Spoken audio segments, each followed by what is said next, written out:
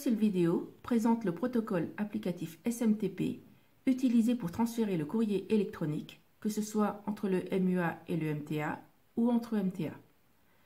Le serveur SMTP tourne en TCP, en général sur le port bien connu 25. Comme indiqué dans son nom, Simple Mail Transfer Protocol, le protocole SMTP est lui-même très simple. Le serveur envoie systématiquement un code suivi d'éléments informatifs optionnels.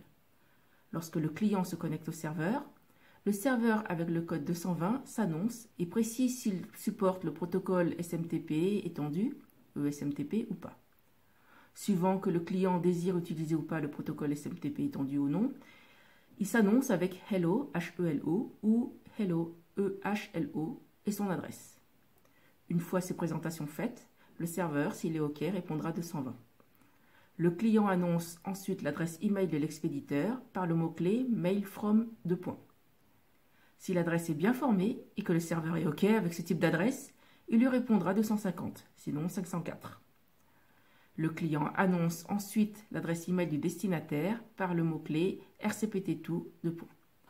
Si l'adresse est bien formée et que le serveur est OK avec ce type d'adresse, il lui répondra 250, sinon un code commençant par 500. Enfin, le client n'a plus qu'à envoyer le contenu de son mail. Le format du corps du mail suit le format défini dans la RFC 5322. En gros, le corps d'un mail est constitué d'un en-tête contenant en particulier l'expéditeur et les destinataires. Il s'agit en général d'une redite du mail from et du rcpt2 donné précédemment, mais pas toujours. Parfois, des informations supplémentaires peuvent y être adjointes. S'agissant du contenu de mail, le MTA ne s'en occupe pas vraiment. Dans l'entête du contenu du mail, on y trouve également un champ subject contenant l'objet du mail, puis une ligne vide, et enfin le texte du mail proprement dit. Pour terminer le mail, le client envoie un point isolé sur une ligne seule. Des fois que vous auriez envie d'écrire un texte avec un point isolé sur une ligne seule, votre MUA le doublera.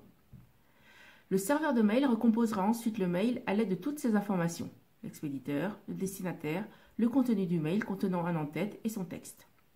Et si tout va bien, vous dira 250 et affectera un identifiant unique, message ID, à votre message, qui gardera à la fois dans ses logs et qui sera reporté en en-tête sur l'enveloppe de votre mail avec d'autres informations comme la date et l'adresse du serveur. La commande quit, une fois tout ce dialogue terminé, conclura la connexion. Si vous voulez avoir plus d'informations sur SMTP, la documentation de référence est la RFC 5321 qui détaille à la fois le protocole en explicitant tous les codes de serveur mais aussi les commandes clientes. Le corps du message est quant à lui défini dans la RFC 5322.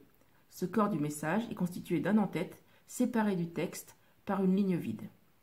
L'en-tête comporte des champs standards comme l'expéditeur, le destinataire ou le sujet, mais aussi des champs remplis par le MUA ou le MTA, comme la date, l'identifiant du message, la version d'encodage, l'adresse, etc. Comme nous l'avons vu dans la capsule vidéo précédente, les MTA relaient le mail également en utilisant le protocole SMTP. Ils rajoutent simplement sur l'enveloppe à chaque fois la date, l'adresse du MTA et le message ID. En général, tous les lecteurs de mail vous permettent d'afficher l'enveloppe complète en sélectionnant le mail et en choisissant dans le menu une option comme afficher en tête d'email ou afficher la source. Par exemple ici, voici un mail complet avec son enveloppe. On retrouve tous les MTA par lesquels il est passé, ainsi que l'entête du message, et enfin le message lui-même.